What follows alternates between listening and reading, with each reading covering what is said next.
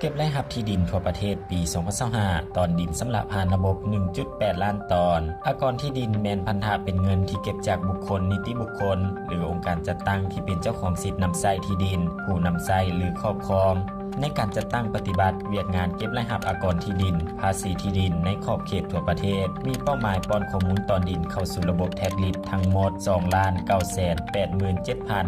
2,987,091 ตอนนับแต่ต้นปีวันที่ 31 ธันวาคม 2025มีตอนดินได้มาเสียภาษีที่ดินผ่านระบบ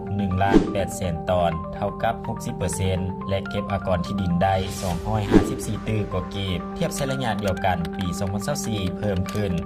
20.3% คิดเป็นเงิน 43 ตื้อเก็บการชำระอากรที่ดินได้ดังนี้ชำระผ่านโครงการช่วยสหกรณ์ใกล้บ้านทานชำระผ่านโครงการบ้านที่ตอนดินตั้งอยู่ชำระผ่านแอปพลิเคชันของธนาคารที่เข้าร่วมโครงการ